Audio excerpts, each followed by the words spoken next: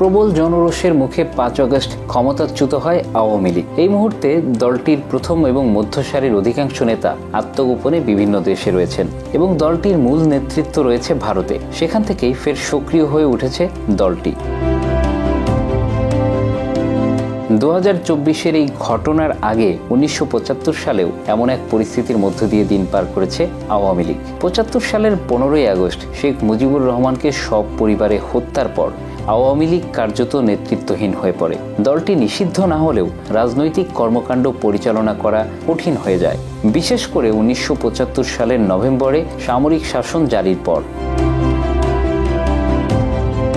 সেবারও দলটির অধিকাংশ নেতাকর্মী ভারতে আশ্রয় নেন, কেউ কেউ ইউরোপ, যুক্তরাষ্ট্র ও মধ্যপ্রাচ্যে চলে যান। সেই অবস্থা থেকেই মাত্র 6 বছরের মাথায় ফের বাংলাদেশের রাজনীতিতে প্রকাশ্যে সক্রিয় হয় আওয়ামী লীগ। ঠিক একই অবস্থায় ফের প্রবাস থেকে সংগঠিত হওয়ার চেষ্টা করছে আওয়ামী লীগ নেতৃত্ব। যেহেতু এবার দলটির শীর্ষ নেতৃত্বে সংকট নেই, তাই তাদের সমন্বয়ে কোনো সমস্যা হচ্ছে না। যেহেতু এই মুহূর্তে দেশে থাকা দলটির নেতাকর্মীদের প্রকাশ্য রাজনৈতিক কর্মকাণ্ড পরিচালনা করা কঠিন, তাই তারা 75 পরবর্তী সময়ের মতো প্রবাসী সংগঠনগুলো সক্রিয় করেছে। প্রবাসী আওয়ামী লীগ নেতারা বিভিন্ন আন্তর্জাতিক সংস্থার সঙ্গে যোগাযোগ করে আওয়ামী লীগের ওপর দমন পীড়নের বিষয়টি তুলে ধরার চেষ্টা করছে। পাশাপাশি বর্তমান ইউনূস প্রশাসনের উপর থেকে আন্তর্জাতিক সমর্থন ছিন্ন করতেও কাজ করে যাচ্ছেন। ভারত থেকেই দলটির সভাপতি শেখ হাসিনা সহ কেন্দ্রীয় নেতৃত্ব প্রযুক্তির সহায়তায় নেতাকর্মীদের সাথে যোগাযোগ অব্যাহত রেখেছে। পাশাপাশি সোশ্যাল মিডিয়া প্ল্যাটফর্ম ব্যবহার করে বক্তৃতা, বিবৃতি, টকশোতে হাজির হচ্ছে এবং বর্তমান সরকারের বিভিন্ন দুর্বলতা তুলে ধরছেন, যেটি 75 সালের পর সম্ভব ছিল না।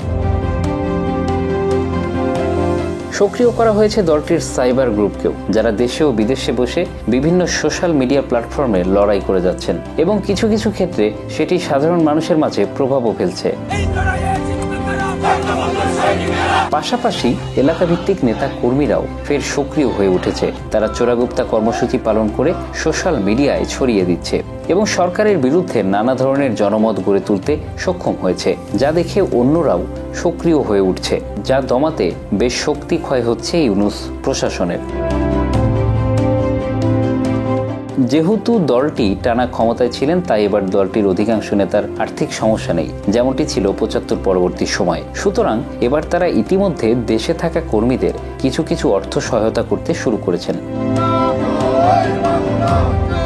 রাজনৈতিক বিশ্লেষকরা বলছেন, 1975 সালের পর আওয়ামী লীগকে যে চ্যালেঞ্জগুলোর মুখোমুখি হতে হয়েছিল তার অনেক কিছুই এখন নেই। সোশ্যাল মিডিয়ার কল্যাণে দ্রুতই সংগঠিত হয়েছে দলটি, যা দলটিকে কিছুটা বাড়তি সুবিধা দিবে বলে মনে করা হচ্ছে। Bangla affairs news desk.